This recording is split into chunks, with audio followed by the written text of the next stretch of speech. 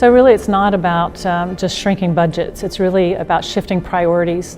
What we see now is that humanitarian aid workers are overstretched, they're underfunded, and they're under attack quite literally. We've seen more humanitarian workers die this year than ever before. So it's really about trying to ensure that we prioritize what the needs are. And next week on Monday, we'll be launching the Global Humanitarian Overview, which lays out the needs for 2026, the global needs. And so we hope that there will be people rising to the occasion, donors, foundations, philanthropies, governments that will rise to the occasion to fund this appeal, because it requires solidarity. And we want to push away the indifference that we've seen across the world, because millions of people depend on it. Yeah.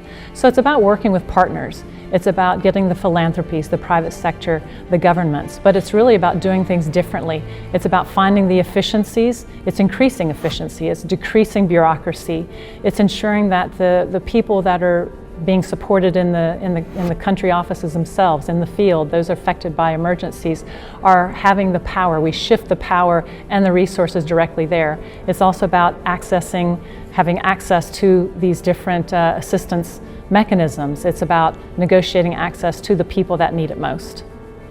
So I think we need to unpack the full toolbox of approaches for financing. So in addition to traditional in-kind assistance, we need to look at cash assistance. That's like multi-purpose cash. So when people receive the cash, they can then give it to the needs that they have most. So it might be funding school fees for child's education. It might be getting firewood somewhere. It might be getting medicine or shelter materials or water. It also might be starting up a small medium enterprise. For instance, an example in Cameroon, where a woman who had been displaced by conflict had started up a business with a small grant that was given to her, where she was selling soaps. She was creating and selling soaps, and then that allowed her to put her children through school, her 5 children that she supported. So it's really about doing things differently, looking at risk financing. It's making the system more anticipatory, funding in advance, making sure that it's most efficient, because it's much cheaper to fund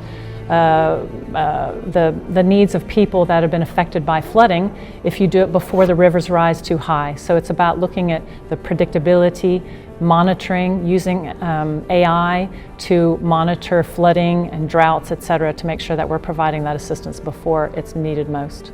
So this year, the humanitarian community put forward a humanitarian reset. And what is that? That's a reform. And so what we're trying to do through this reform is define what the needs are, really focus and prioritize the needs of those that have the highest requirements, those that are most vulnerable in the most difficult situations. So it's really defining what the need is.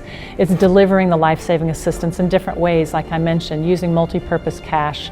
And then it's also devolving that to the field. So that means really giving funding directly to local and national partners, and again, giving the voice, or allowing the voice and agency of the people who are affected to use the funding the way that they see most, not that we tell them what they need.